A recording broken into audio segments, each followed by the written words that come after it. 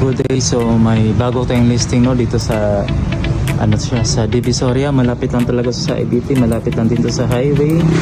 Itong bahay na to, ayan po, ayan oh. Highway na yan dyan. So pasukin natin para makailigas.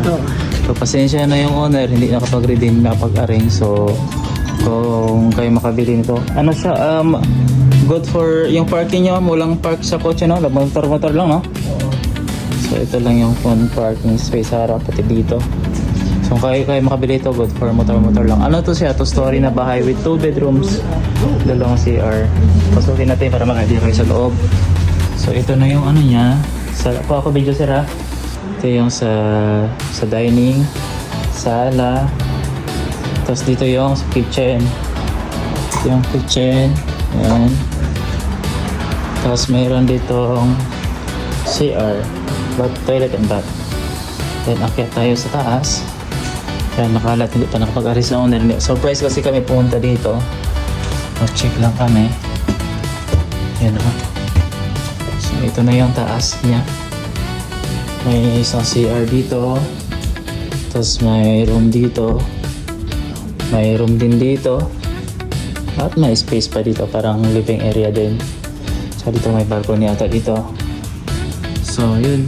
Parang bago, hindi, tanongin ko mamaya kung ilang years to buy. Parang bago pa din yung bahay oh. So kung interesado kayo mag, ano nito no, interesado kayo mag bili itong bahay, please miss. Mga ilang taon na itong bahay ma'am? Ilang taon na itong bahay? 5 years na? Bago pa lang talaga yun no? Anong nyo reason ba't ibebenta? Siyempre, kailan mo. Saan kaya lilipat ma'am? Ano? May bahay ito din. May bahay ka. Iba-ibang bahay ka. So kung interesado kayo, please message me. Pero nagkalat-kalat na kasi dahan-dahan. Kasi kung mapakanda. So kung interesado kayo sa bahay na to, no, to story to siya, 64 square meter ang lot. Sobrang lapit sa highway. Malapit talaga sa IBT, sa Jollibee, Mercury Drugs, Rizal's Pharmacy, restaurant, mga gasoline station. So yung development ngayon sa Zamboanga City is papunta rin dito sa Escos eh.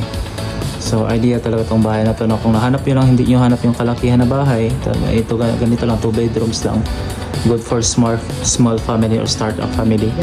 Ideal talaga to sa inyong bahay na to. So nakaano naman siya, iayos nyo na to kung kayo makaano to magamit. So parang brand new pa ang bahay o tingnan nyo. So, yan lang. Yung ibang details nito, ilagay ko lang dyan sa details o yung sa messages. Ilagay ko lang dyan. So, yun lang. Thank you for watching.